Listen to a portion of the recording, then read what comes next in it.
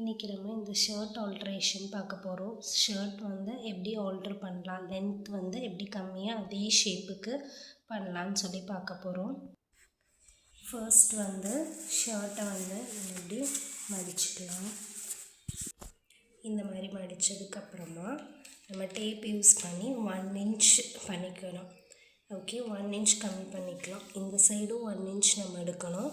அதே மாதிரி நம்ம இந்த சைடும் 1 இன்ச் மார்க் பண்ணோம்.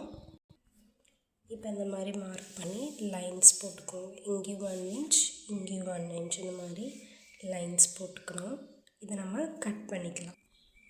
இந்த மாதிரி செப்பரேட்டாக கட் பண்ணி எடுத்துக்கலாம்.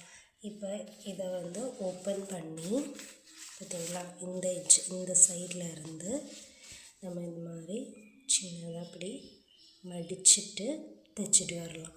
பிகினர்ஸாக இருந்தீங்கன்னா ஃபஸ்ட்டு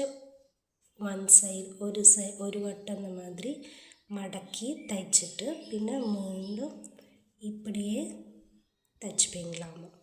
ஓகே, இது ஃபுல்லாக இதே மாதிரி தைச்சி ஃபினிஷ் பண்ணலாம். இப்போ பார்த்தீங்கன்னா இந்த எட்ஜ் இருக்கு இல்லையா, இதை வந்து இப்படி மடித்து ஒரு தையல் ஃபுல்லாக அப்படியே தைச்சிட்டு வந்துடலாம். நம்ம ரொம்ப ஈஸியாக தைச்சிக்கலாம். இந்த மாதிரி தைச்சிட்டு வந்து காமிக்கிறேன்.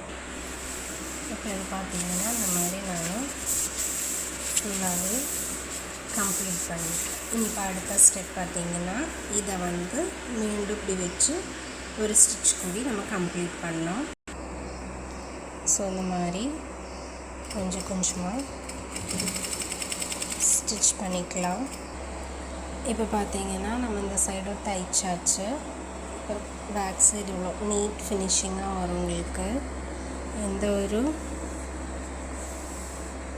பர்ஃபெக்டாக இருக்கும், கரெக்டாக இருக்கும். உங்களுக்கு வளையெல்லாம் செய்யாது. நான் சொன்ன டிப் மாதிரியே யூஸ் பண்ணி ஃபஸ்ட்டு ஒரு தையல் அடித்து அதுக்கப்புறம் மடிக்கி தைச்சிங்கன்னா உங்களுக்கு ரொம்ப நீட் ஃபினிஷிங்காக வரும். இப்போ பார்த்தீங்கன்னா உங்களுக்கு தெரியும் பார்த்தீங்களா, இவ்வளோ நீட் ஃபினிஷிங்காக ரெடிமேட் ஷர்ட் தைச்ச மாதிரியே நம்ம ஆல்ட்ரு பண்ணியிருக்கோம். தெரியுதுங்களா? இதே மாதிரி அடியிலே பார்த்தீங்களா நீட்டாக இருக்கும் உங்களுக்கு ஃபினிஷிங். ஸோ இப்படி தான் நம்ம வந்துட்டு ஆல்ட்ரு பண்ணுறது. ஓகேங்களா? So thank you.